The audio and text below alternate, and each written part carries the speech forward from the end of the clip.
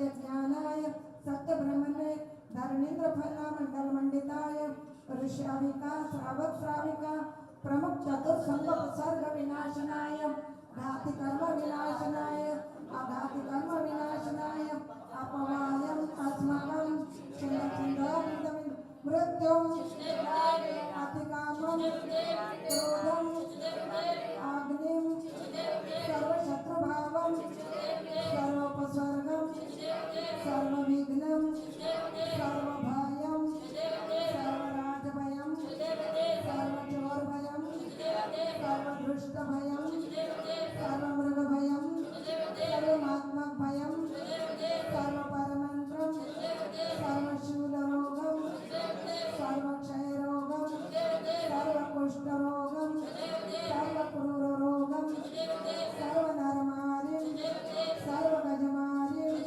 सर्व अश्वमारिं सर्वगोमारिं सर्वमहिषमारिं सर्वधान्यमारिं सर्ववृक्षमारिं सर्वगुल्ममारिं सर्वफलमारिं सर्वपत्रमारिं सर्वफलमारिं सर्वदुष्टमारिं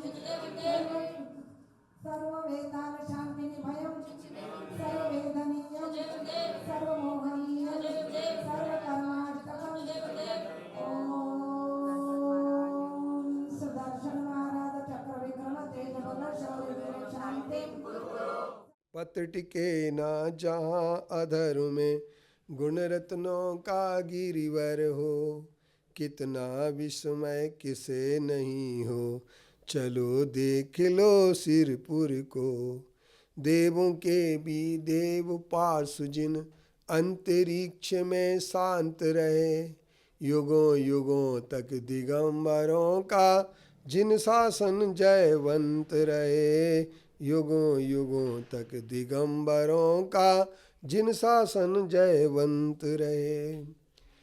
सूत्र पाहुण की 18वीं गाथा आज विचारणी है, जिसमें कहा गया जय जय जाय रूप सरिसो तिलतुस मित्तम न गिन्नदी हत्तेसु जय लेई अपवह्यम तत्तो पुन जाई निगोदम।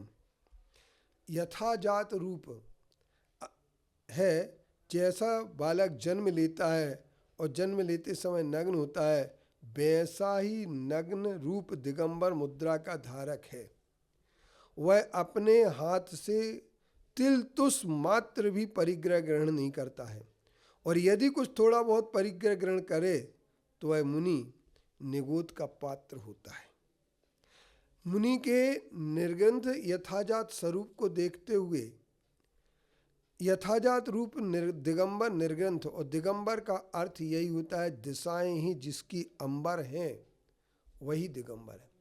और श्वेतांबर साहित्य में संबोध प्रकरण में भी यह एक बात आई है कि वस्त्र ग्रहण क्यों करते हैं। तो वस्त्र ग्रहण करने के कारण 3 दिए गए हैं। एक कारण यह दिया गया कि जो साधु साधना नहीं कर पाते हैं, उस साधु के पास जो है ना, सबसे पहले वह अपनी शक्ति न कर पाने के कारण, ठंड गर्मी सहन न कर पाने के कारण वह कपड़ा ग्रहण करता है। तो जो कपड़ा ग्रहण करता है, दूसरे नंबर मच्छर आदि से जंगल में बचने के लिए कपड़ा ग्रहण करता है।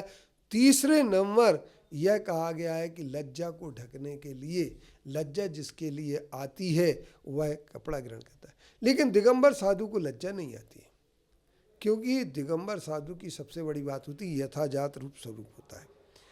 वह इस प्रकार होकर कुछ भी परिग्रह रखे तो जाने इनके जिन सूत्र की श्रद्धा नहीं है। जिसके ऊपर जिन शासन पर श्रद्धा नहीं है वही परिग्रह ग्रहण करता है, और वह मिथ्या दृष्टि है, और ऐसा मिथ्यात्व का फल निगोद ही होता है। कदाचित कुछ तपश्चरण आदि करे तो उससे शुभ कर्म बांधकर स्वर्ग आदि को प्राप्त कर भी ले, फिर भी वहाँ से आकर के एकिंदी होकर संसार में ही परिभ्रमण करता है। मुनि के शरीर होता है, आहार करता है, कमंडल पिच्छी होता है, पुस्तक रखता है, तो ये तो तिलतुस मार्ग से ज़्यादा होता है। तो कहते हैं मिथ्यात्व सहित राग भाव से अपनाकर अपने विषय कसाय को पुष्ट करने वाले के लिए यदि कोई परिग्रह रखता है तो वह परिग्रह कहलाता है, और वह परिग्रह इस निमित्त कुछ थोड़ा बहुत रखने का भी निषेध किया गया। केवल संयम के निमित्त पिच्छी और कमंडल का सर्वथा निषेध नहीं है।